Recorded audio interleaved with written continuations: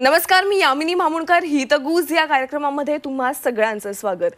या कार्यक्रमाच्या माध्यमातून दैनंदिन जीवनात भेडसावणाऱ्या आजारांबाबत, तक्रारींबाबत तज्ञांशी खास चर्चा करून त्यांचं मार्गदर्शन आपण घेत असतो. अनेकांना धूळ, परागकण, पाळीव प्राणी, कीटक, अन्नपदार्थ, काही औषधं किंवा हवामान अशा कोणत्याही गोष्टींची ॲलर्जी लगेचच होते.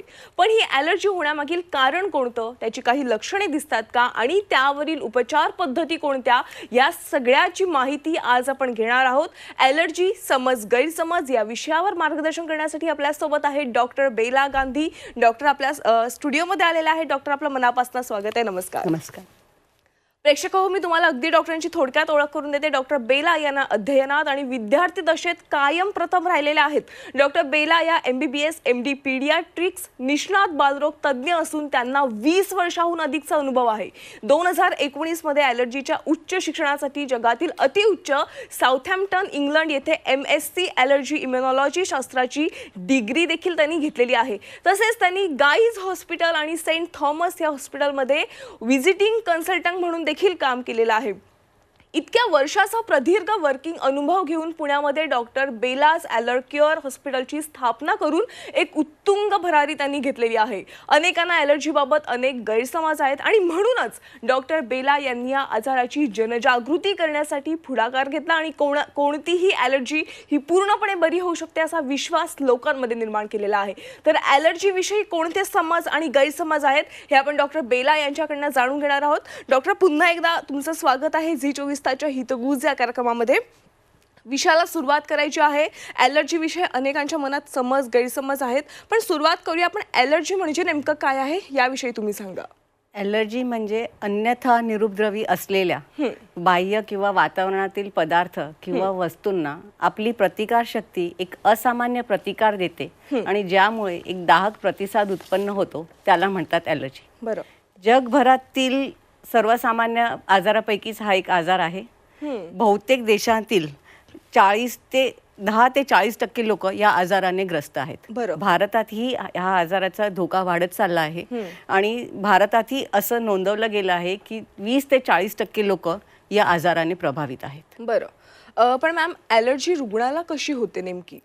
ॲलर्जी जेव्हा कुठल्याही वातावरणातला किंवा बाह्य पदार्थाला आपली प्रतिकारशक्ती एक असामान्य प्रतिकार देते. म्हणजे ती काय करते, त्याच्या अगेन्स्ट अँटीबॉडीज तयार करते. या अँटीबॉडीज आपल्या मास्ट सेल्स म्हणून पेशी आहेत, त्याला जाऊन चिटकतात आणि आपल्या रक्तात फिरत असतात.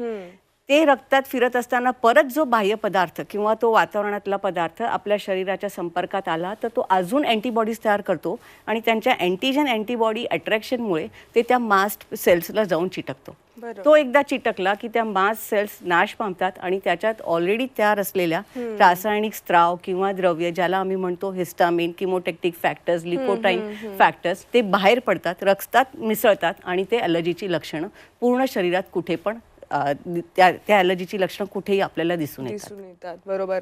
पण डॉक्टर, सर्वसामान्यांना ॲलर्जी का होते?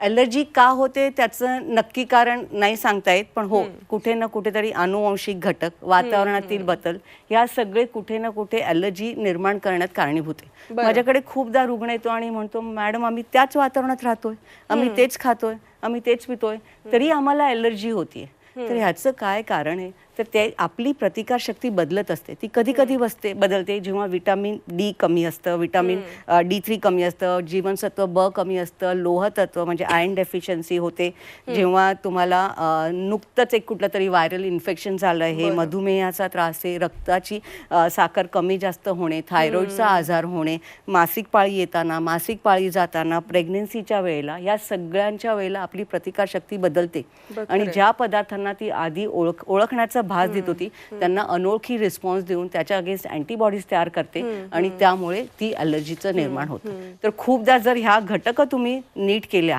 तर ते खूपदा तुमची ॲलर्जी पण बरी होऊ शकते. नक्कीच.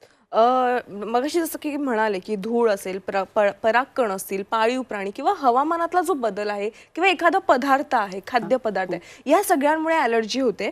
तर डॉक्टर कोणकोणत्या प्रकारची ॲलर्जी होऊ शकते आणि रुग्णाने ॲलर्जी नेमकी ओळखायची कशी? काही लक्षणे दिसतात का? बरोबर.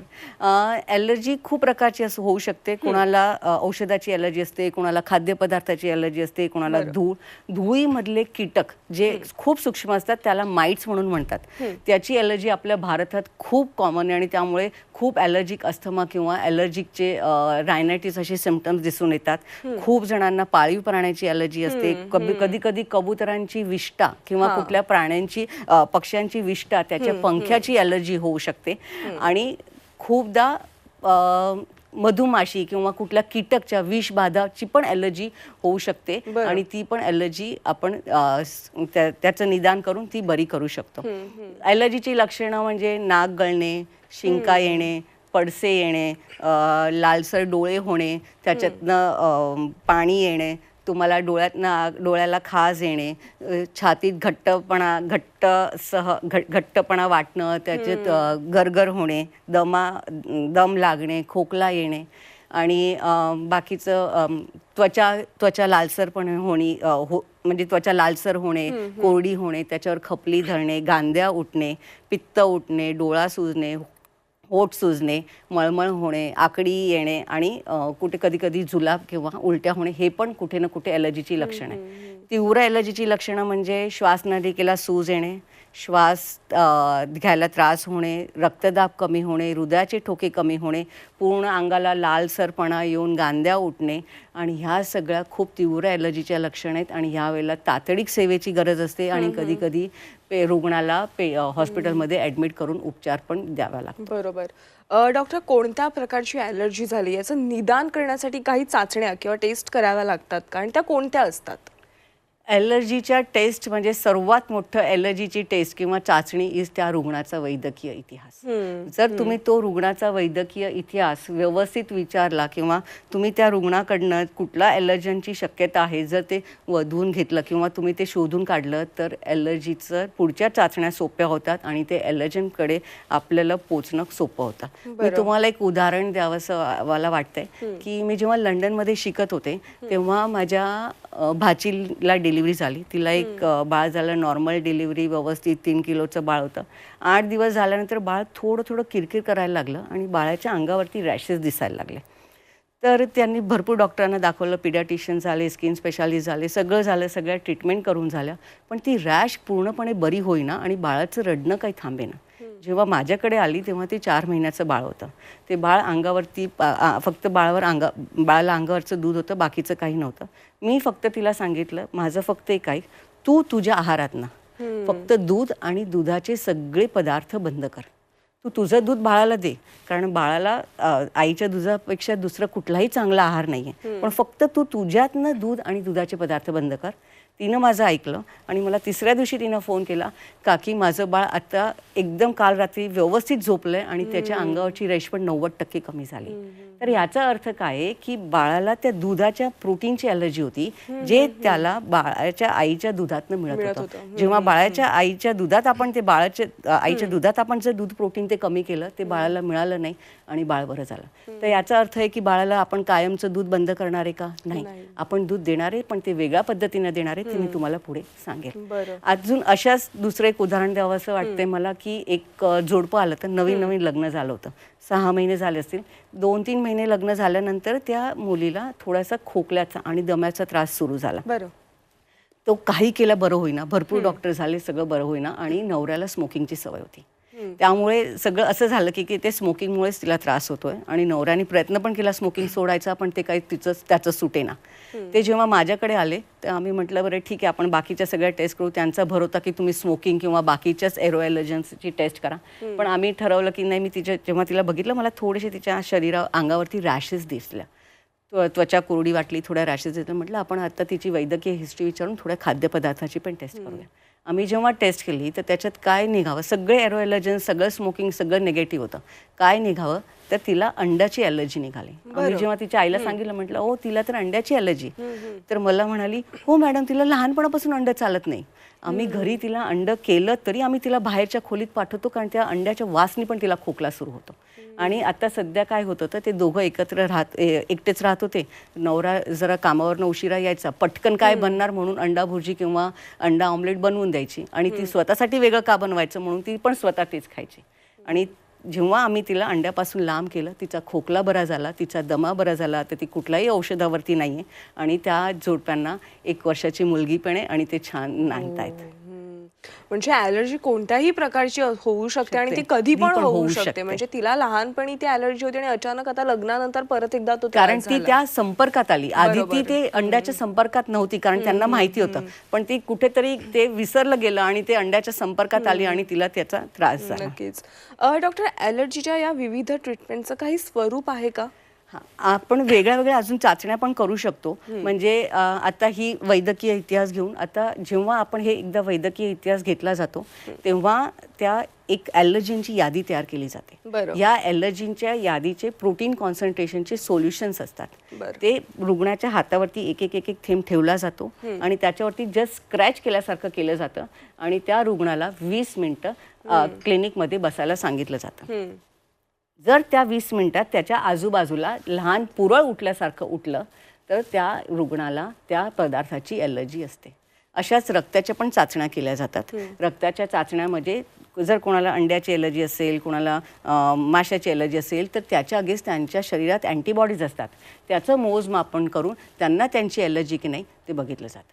आता ॲलर्जी भरपूर प्रकाराने होऊ शकते. म्हणजे देर आर थाउजंड्स, खूप करोडो ॲलर्जन्स आहेत. तर प्रत्येकाचे प्रोटीन कॉन्सन्ट्रेशन्स अवेलेबल नसतात. तर आपण कधी कधी प्रिक टू प्रिक टेस्ट पण करतो. म्हणजे त्या पदार्थाला स्क्रॅच करून ते आपण रुग्णाच्या शरीराला स्क्रॅच करून त्याची टेस्ट केली शकतो. म्हणजे एक उदाहरण सांगू इच्छिते. एक नगरच्या जिल्ह्यात ना एक हादग्याचं फूल मिळतं आणि त्याची ती भाजी करतात. तर एक डॉक्टरच होते, त्यांच्या कोणीतरी नातेवाईकांनी नगरवरनं आणलं होतं. त्यांनी हादग्याच्या फुलाची भाजी खाल्ली आणि त्यांना खूप सिव्हिअर ॲलर्जिक रिॲक्शन आली. त्याच्यानंतर आम्ही टेस्ट केली, सगळं निगेटिव्ह आलं. मी म्हटलं तुम्हाला त्या हादग्याच्या फुलाचीच ॲलर्जी असेल, तुम्ही फक्त त्याच्यापासून लांब राहा. पण त्यांना ते कन्फर्म करायचं होतं. त्यांनी हादग्याचं फूल आणलं. आम्ही ते त्यांना प्रिक केलं गेलं आणि ते टेस्ट जेव्हा आम्ही ते हादग्याच्या फुलाची टेस्ट केली तर ती पॉझिटिव्ह आली. असं होऊ शकतं. अशाच अजून आपण चाचण्या करू शकतो आणि त्याप्रमाणे आपण त्यांचं निदान करू शकतो. नक्कीच. डॉक्टर, सध्या मार्केटमध्ये अनेक सौंदर्य प्रसाधनं आलेली आहेत, अत्तर, साबणं, आणि त्यांचा सगळ्यांचा दर्जा एकदम चांगल्या पद्धतीचा असतो असं नाहीये. त्यामुळे या सगळ्यांमुळे ना अनेकदा ॲलर्जीज होते, रिॲक्शन होते त्याची. अगदी केसांचा रंग त्याच्यापासून देखील अनेकांना ॲलर्जी होतीये. तर अशा प्रकारच्या ॲलर्जीसाठी टेस्ट कशा आणि कोणत्या कराव्यात? ह्या प्रकारच्या ॲलर्जी थोड्याशा वेगळ्या प्रकारच्या ॲलर्जी असतात. म्हणजे हा तुम्हाला पूर्ण शरीरात त्याची लक्षणं दिसून येत नाही. जिकडे जिकडे तुमच्या तो कॉन्टॅक्ट होतो त्या कॉस्मेटिक्स किंवा डिटर्जंट्स किंवा हेअर डायचं, तर त्यात पुरत्याच त्या भागाला ती ॲलर्जी होते. तर आता हेअर डायची ॲलर्जी ती खूप कॉमन आहे. तर आपण त्या हेअर डायच्या ॲलर्जीचं निदान पण करू शकतो. आपण त्याला काय करतो, आपण ते जे रसायन, म्हणजे ते एक 10 रसायनं वापरली जातात हेअर डायमध्ये. त्या प्रत्येक रसायनाचं एक पॅच असतो. त्या पॅचमध्ये असे 10 खड्डे असतात. त्या प्रत्येक खड्ड्यात एक एक रसायन ठेवलं जातं आणि तो पॅच रुग्णाच्या पाठीवर लावला जातो. नंतर 48 तासानंतर तो पॅच काढला जातो आणि त्याच्या आजूबाजूला काही पुरळ आलंय का, काही लालसर आलंय का, काही झालंय ते बघितलं जातं आणि त्याप्रमाणे त्यांना ती कुठल्या रसायनाची ॲलर्जी ते सांगितलं जातं. असं आम्ही खूप केलं की प्रत्येकाला 10च्या 10 रसायनाची ॲलर्जी नसते, 1 किंवा 2 असते. तर तुम्ही 1 किंवा ते 2 रसायनं जर ते मायनस करून त्यांना आम्ही सांगतो की तुम्ही ही हेअर डाय वापरा की ज्याच्यात ही रसायने नाही आहेत, आणि ते तशी डाय वापरतात आणि बरे होतात. याचंच अजून एक खूप तीव्र, म्हणजे हे तर हेअर डाय झालं. एक रुग्ण होता की ज्याला त्यांच्या मेंदूत रक्तवाहिनीमध्ये एक फुगा होता आणि ते फुगासाठी त्यांना स्टेंट बसवलं गेलं. पहिल्यांदा स्टेंट बसवलं, ब्लॉक झालं. दुसऱ्यांदा स्टेंट बसवलं, ब्लॉक झालं. तिसऱ्यांदा स्टेंट बसवण्याच्या आधी त्या डॉक्टरांनी माझ्याकडे पाठवलं आणि म्हणाले, मॅडम स्टेंटमध्ये हे कॉपर, निकल, कोबाल्ट, मॉलिब्डेनियम, टायटेनियम ही जी आपण मेटल्स वापरली त्याची तुम्ही टेस्ट करू शकाल का? आम्ही टेस्ट केली आणि त्या रुग्णाला निकलची पॉझिटिव्ह आली. तर मी तेव्हा तिला सांगितलं की हिला तर निकलची टेस्ट पॉझिटिव्ह. म्हणाली, हो, मला कधीच आर्टिफिशियल दागिने चालले नाहीत. मी बघा एवढं छोटंसं सोन्याचं घातलंय आणि ते पण मी जास्त मोठं घातलं की मला रिॲक्शन येते. म्हणजे ह्या ॲलर्जीज कधी कधी खूप सोप्या पण असतात आणि कधी कधी खूप मेजर ते रिॲक्शन्स पण करतात. त्यामुळे ते ओळखणं आणि त्याच्यावरती ट्रीटमेंट घेणं तेवढंच गरजेचं आहे. खूप कठीण आहे मुळात. म्हणजे कोणाला कशा पद्धतीची ॲलर्जी झाली याचं निदान करणं देखील एक मोठा टास्कच आहे तुमच्यासाठी डॉक्टर. जर ॲलर्जी जर व्यवस्थित रुग्णांनी आम्हाला हिस्ट्री दिली तर ते सोपं बरोबर योग्य पद्धतीने त्याचं निदान होऊ शकतं आणि लवकर होऊ शकतं. एक्झॅक्टली. डॉक्टर, अन्न पदार्थाच्या देखील ॲलर्जी आहेत, त्या कोणकोणत्या आहेत आणि फूड इंटॉलरन्स आणि अन्न पदार्थाच्या ॲलर्जी यात फरक कसा आहे आणि कसा ओळखायचा तो फरक? अन्न पदार्थाच्या ॲलर्जीज भरपूर होऊ शकतात. म्हणजे दूध असेल, अंड असेल, कोणाला नट्सच्या ॲलर्जी असतात, पीनट म्हणा, बदाम म्हणा, काजू म्हणा, अक्रोड म्हणा. पण खूपदा देर इज एक थिंग आहे, एक वस्तू आहे की ज्याला इंटॉलरन्स म्हणतात आणि एकदा ॲलर्जी म्हणतात खाद्यपदार्थाची. इंटॉलरन्स म्हणजे तुम्हाला कुठल्याही त्या खाद्यपदार्थाची ॲलर्जी नाही आहे. तुम्हाला सिम्पटम्स दिसतात, तुम्हाला मळमळ होते, आकडी होते, कधीतरी पोट घट्ट होते, ॲसिडिटी होते, पण ते इंटॉलरन्स म्हणजे त्याच्यात कुठलीही आमची टेस्ट पॉझिटिव्ह येत नाही, फक्त त्यांची पचनशक्ती वीक झालेली असते. अशा रुग्णांना बरं करणं थोडंसं सोपं असतं. जेव्हा ॲलर्जी असेल तर त्या रुग्णांना बरं करणं थोडंसं म्हणजे थोडीशी लांब प्रोसेस आहे. बरं करू शकतो आपण, फक्त ती थोडीशी लांब प्रोसेस आहे. तर जेव्हा ह्या इंटॉलरन्सची रुग्ण असतात त्यांना आम्ही 6 महिने ते पदार्थ बंद करायला सांगतो आणि परत सांगतो की लगेच तुम्ही ते सुरू करा. इकडे जर ॲलर्जी असेल तर त्या पदार्थाची आपण स्ट्रक्चर बदलतो. म्हणजे कोणालाही कुठलाही जर कोणाला ॲलर्जी झाली तर त्याच्यातल्या प्रोटीन स्ट्रक्चरची ॲलर्जी होते. कोणालाही कार्बोहायड्रेट आणि फॅटची ॲलर्जी होत नाही. म्हणजे कोणालाही साजूक तूप किंवा साखर याची कधीही ॲलर्जी होणार नाही, जरी ते आपल्या आपल्या पद्धतीने आपल्या शरीरात नुकसान करत असेल.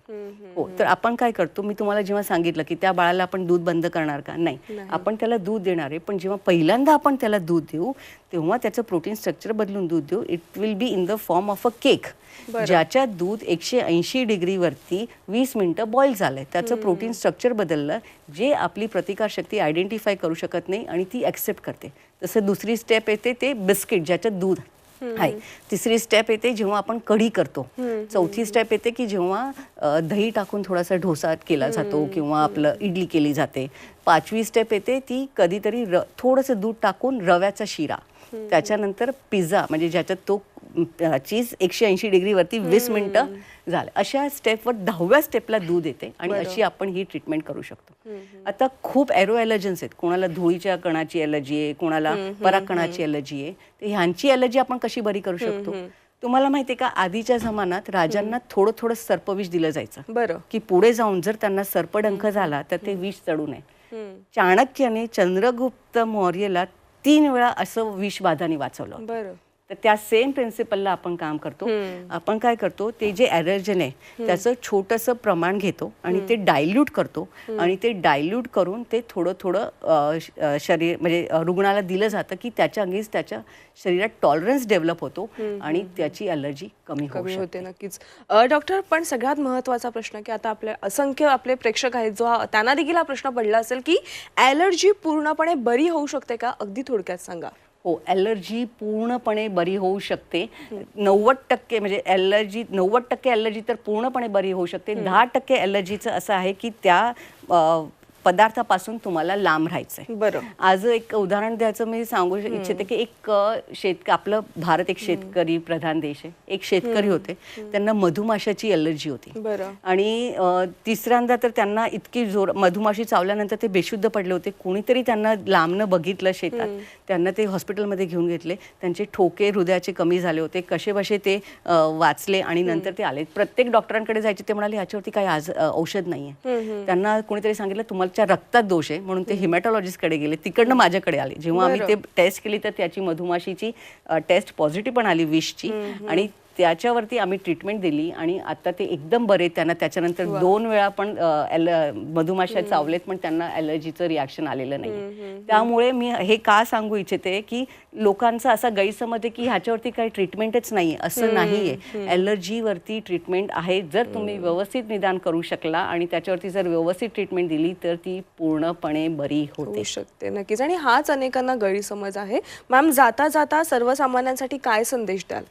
मला हे संदेश द्यावासा वाटतोय की जेव्हा तुम्ही आजार मुक्त राहू शकताय, when you can live better then why to suffer. Yes, let's म्हणजे आपण एक त्याच्या एलर्जी आपण आपल्या देशातनं आपण ती कमी करायचा प्रयत्न करूया. आणि आपल्याला जे आज अमेरिका किंवा लंडनमध्ये किंवा UK मध्ये लोक आहेत की ज्यांना खूप ॲलर्जी आहे, त्या दिशेला आपली वाटचाल न होण्यासाठी ॲलर्जी लवकर शोधूया आणि ती लवकर बंद नक्कीच करूया. मॅम, तुम्ही आज हितगुजमध्ये आलात आणि प्रेक्षकांना ॲलर्जी विषयीचे जे समज आणि गैरसमज आहेत याविषयी योग्य माहिती दिलीत आणि मुळात इतक्या प्रकारच्या ॲलर्जी आहेत हे देखील आम्हाला माहीत नव्हतं. संपूर्ण सविस्तरपणे या विषयावर तुम्ही चर्चा केली त्याबद्दल तुमचे मनापासून आभार. धन्यवाद. धन्यवाद. प्रेक्षक हितगुजमध्ये वेळ झाली आज इथेच थांबण्याची. ताज्या घडामोडींसाठी तुम्ही पाहत राहा झी 24 तास.